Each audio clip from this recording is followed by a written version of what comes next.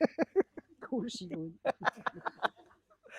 Okay, well, it's really great, actually. I'm so happy to be here and doing this talk. So I came to Taraloka in 2001 at a very, very difficult time in my life. And I came to learn to meditate.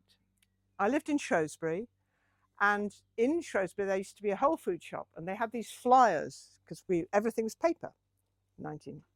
And so I'd seen these flyers talking about this retreat centre, and I knew one or two people who'd been here. And I was in such a bad state that I thought, well, what can I do? I'll go and learn how to meditate. So I came here. I have very vivid memories, partly because when I arrived, one of the organisers was the daughter of somebody who I was currently teaching creative writing to in Shrewsbury. She's now Munisha. And her mother was one of my students. And her mother is famously indiscreet. And when I met Catherine, as she was then, I had to say to her, look, I'm really sorry, I know an awful lot about you because your mother's told me about you. So that was it broke the ice, which was helpful, really. So I really enjoyed that first. It was mindfulness of breathing, and I felt very comfortable with mindfulness of breathing. And the other person who was the organizer is now Sudaya, who lives in Australia. And already I had that sense that people talk about, you talked about it, this, oh, I want to be like you when I grow up. It was like these amazing people. And it was those two, rather than the order members, who at that point still seemed quite distant. They were very kind. One of them was Padmajata, who was hilarious, as Padmajata is. And it was a wonderful experience. So about 2 weeks later, there was a Metabhavana retreat, so I came on that. And then about a month later, there was a weekend on ethics, and I came on that and realized that I was a Buddhist. It was as simple as that, really. And oh yeah, I'm a Buddhist. So that was fine, but the nearest centre was Birmingham. And I thought, well, that's not really going to be terribly easy to deepen my practice in Birmingham. So I decided that the best thing to do, I and another woman who was on that retreat, who lived in Shrewsbury, thought we'd start a meditation group in Shrewsbury for women, and for women who'd been to Taraloka, because we knew nobody was in a position to actually come and teach meditation. So it wasn't a way of it was a way of supporting people who were already involved, really, or wanted to be involved. So this was pre-data protection. So Sudaya printed out a list of all the people who lived in and around Shrewsbury who'd ever been to Taraloka, complete with addresses and phone numbers. And I rang them up or sent them a note. And about, I don't know, maybe 6 or 7, 8 maybe, came along. And Sudaya, who was Alice at the time, offered to come once a fortnight and meet in somebody's house and lead meditation. And I think it was such an act of generosity, because she was in charge of the grounds here. So at the end of a busy working day, she would get in the car and come to Shrewsbury. And it was an amazing way for us to sort of begin to deepen our practice. And for all of us, or that's not true actually, for several of us, Taraloka became a really central part of our lives as Dharma practitioners. So very sadly, the other woman who'd helped me set up the group took her own life. And by this time, there was a group coming down from, a group run by people coming down from Birmingham, Vajragupta and Sanghadeva. But we felt very much that we needed to stay in a woman-only context at that point because of the trauma. The trouble was that we didn't know what had happened to her for several months, so it was very distressing. But eventually, we started, some of us, half a dozen of us maybe, started to go to the big group, you know, out into the big wide world of mixed groups. But that didn't sort of stop our connection with Taraloka at all. So there were no dharmacharinis, and when some of us became mitras in a huge mitra ceremony, the first group of mitras from Shrewsbury, which was in 2005 at the Birmingham Buddhist Centre.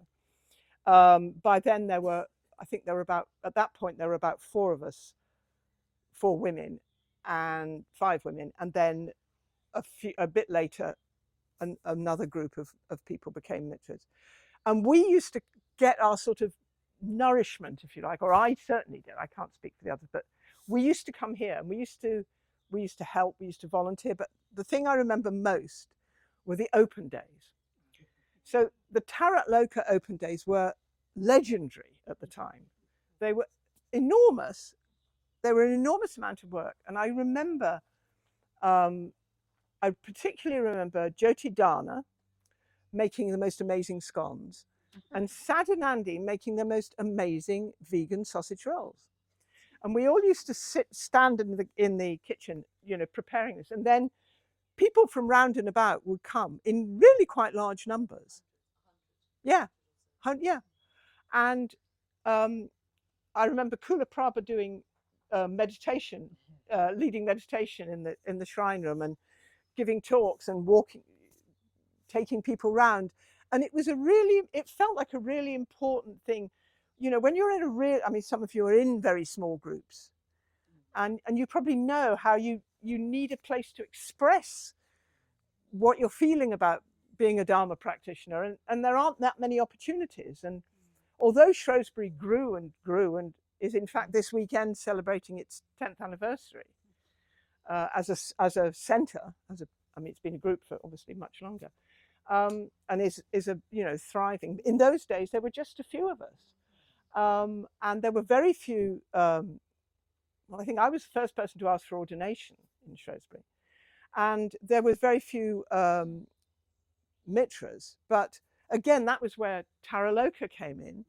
So the women mitras, there were about 6 of us, I think, and Shubhavua used to come from Taraloka. She was living here then, and lead mitra study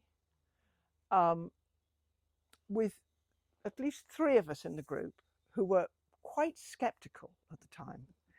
And looking back, I feel really sorry for Shubhavua, but it was, you know, it was very generous of her as well, and it meant, and this went on for some time, that there was an opportunity for mitra study, you know, in the town where you lived, rather than going all the way to Birmingham, which is what was the only alternative.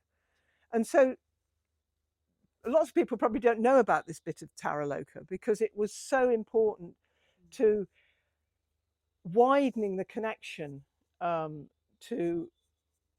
women in the area, really. And it's always been, you know, since I used to come, I have come back in the past and led beginners retreats. And I've always been delighted when there have been people from, you know, Wales, the immediate environs of Taraloka, because it's an opportunity to, you know, tell them about how important Taraloka is and how it fits into the sort of history of the women's wing and the development of the Dharma in this part of, you know, in Shropshire, really, because quite a lot of us, you know, perhaps, well, I don't know, 4 or 5 of us, you know, who were in that early group, and certainly who all became mitras together. We're all in the order. We're all very involved. One of them's the mitra convener, you know. I used to live at Adhisthana and was involved in things there. So it really was such a pivotal experience. And for me, coming to Taraloka and feeling completely comfortable and safe, and also that sense that of women supporting other women's practice was really important to me. And when, you know, you were talking about the first ordinations there. I mean, I think when Maitreyi put up a post about it when it was, what was it, 30 years or something. It was the first ordination of women by women in the Buddhist tradition since the Buddha's time, since the early days of, I mean, Taraloka was so important, and that, you know, and the way that it developed and supported that practice, and it's been extraordinary to see the photographs and to see how you know, the enormous number of people who've passed through here, and to sort of celebrate, you know, the people who have made Taraloka what it is. And I mean, I always think of it when I walk through the woods, you know, and when I go through the where the mounds are. Those mounds were once a lot higher. They were Sudaya's idea, and also the pond, which is now full of bulrushes, is the tier of Tara, and that was built when Sudaya was here. And I remember coming to help plant some of the silver birches. So, you know, now seeing them as really big trees, and that was with 2 people who are now in the order on a very, very, how long have I got? 4 minutes still. Oh, right. I don't think I've got enough to say. But, you know, the, yeah, so people have, that's the other thing I think I would like to say, just as to say thank you, really, to all the people who've passed through Taraloka.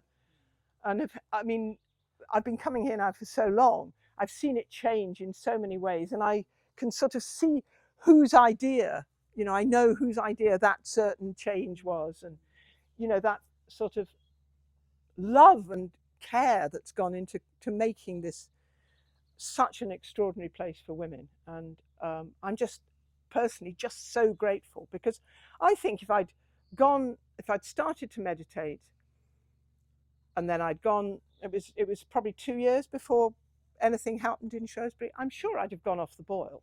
And I was so fired up after, you know, a couple of months, but it was totally wonderful to have that opportunity. Yeah.